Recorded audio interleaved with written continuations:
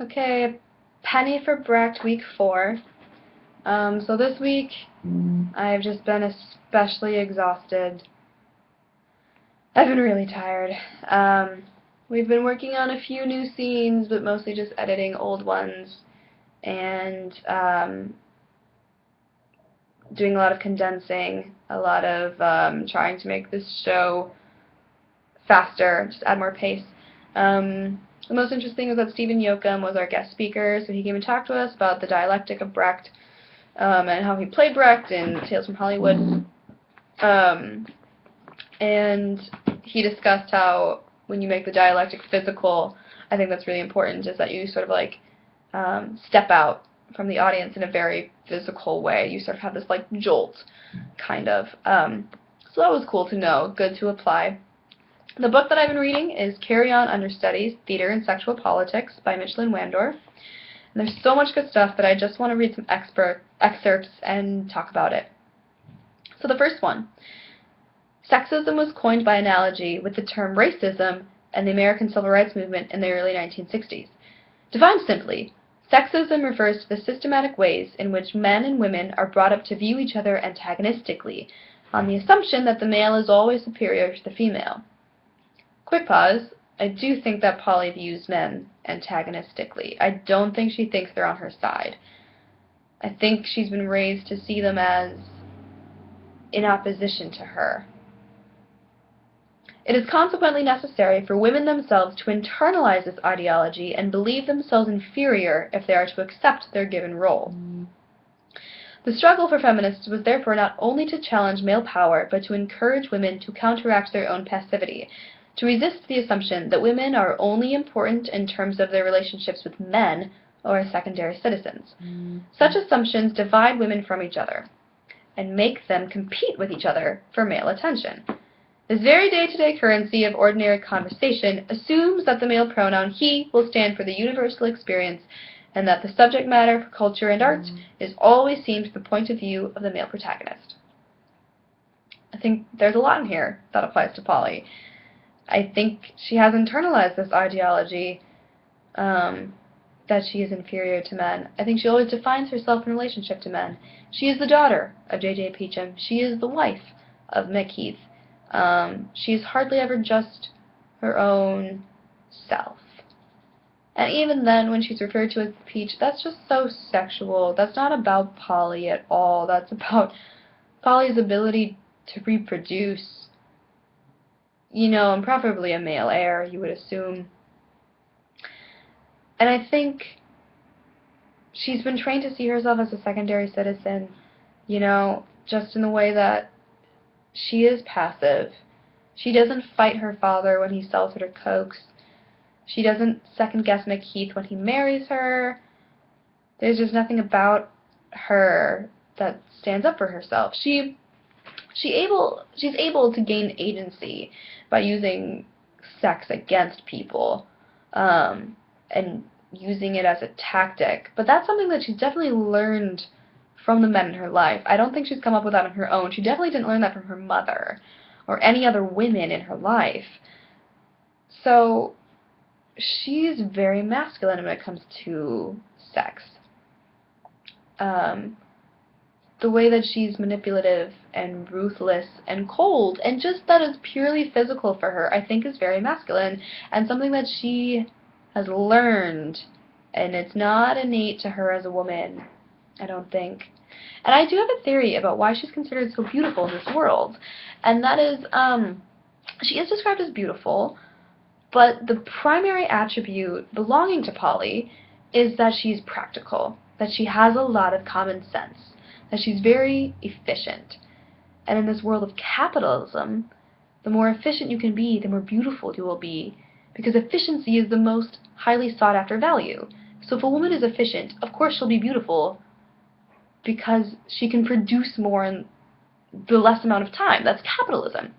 So I think that's why Polly is so beautiful and so desired over other women, is because she's so practical and she has so much common sense. She may not even be that pretty.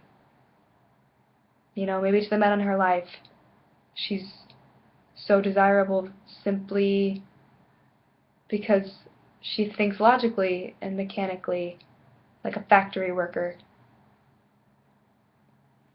Alright, next excerpt. I think is an important reminder for me as an actor rather than applying it to Polly.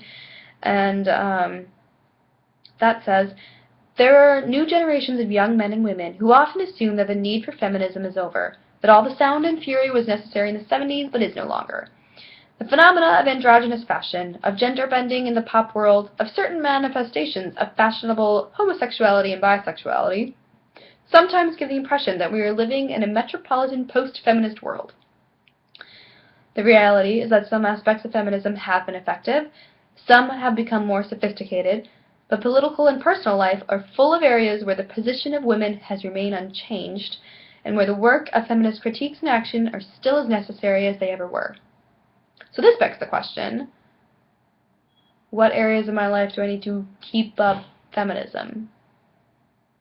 You know? Like, just because a woman has played Hamlet at some point doesn't mean that Ophelia is less repressed. I have a lot to think about with that one. Okay. Oh, okay. So this one I'm really excited about because I think it adds a lot to my question of the dialectic. Is like, why am I playing Polly? And why is it so hard for me to play Polly? Because I don't agree with anything that she does on stage. Not one thing. But she's so interesting. And I have a good time with her. I would never make her choices. I would never make the same decisions that she makes. So it's not that I disagree with her as a person, not that I abhor her, not that I find her gross or bad or anything like that. I just wouldn't make the same decisions as her, which means that when I play her on stage, I am acting out those decisions, though, that she makes. So it implicates me in what she does. This just adds a whole nother level. So, the images of women function as fantasy models for the women viewers, and as potential and desirable objects for the men viewers. In a very crucial sense, women are at the center of the very idea of glamour. But in an ironic fashion, they are also crucial behind the scenes, not just as models, but as servicers of the entertainment and advertising industries themselves. It is as if these women were somehow selling an image of themselves to themselves, in the interest of perpetuating a status quo in which they are ultimately secondary and less powerful than their male owners or possessors. Such assumptions, not always consciously perceived, inevitably spill over into the way the actress/model's offstage persona is presented by the media. Ideally, the more glamorously she can be represented in real life, the more her stage roles, advertising or showbiz and theater, fit perfectly with her personal life roles. The simpler and more saleable is her total self as a commodity. So this is suggesting that if you're an actress, you have to sell yourself as a commodity in PR, in advertising, if you're going to also like sell yourself on stage. And that the more you sell yourself as an actress, the easier it will be to sell your character to the audience. And that you're not only selling yourself to men as a commodity, as an object, but you're selling yourself to women as an idea of glamour, something to aspire to.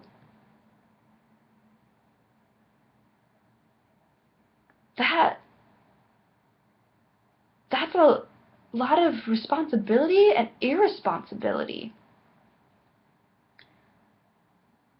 And it makes me wonder, like, if people come to see me in the show, are they coming to see Polly? Are they coming to see Laura? Are they coming to see Laura as Polly? Next semester in the opera, when someone else is playing Polly, how will this change? Too, for the character, for the actress playing Polly.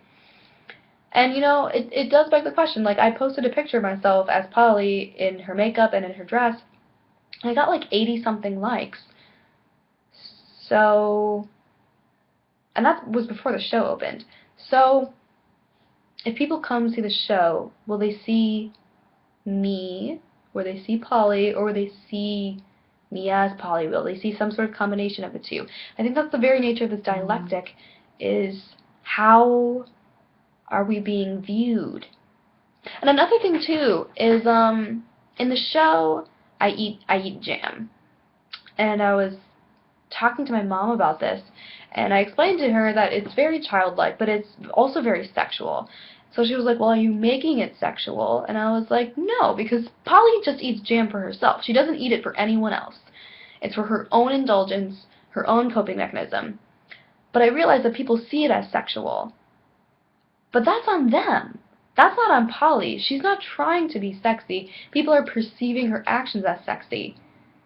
So then, is that Polly's responsibility to counteract her own sexiness, to overcorrect, or is that the fault of the society that is viewing her as sexy? Something else to think about. So, anyway, I've talked a lot for this one. I guess I wasn't so tired after all.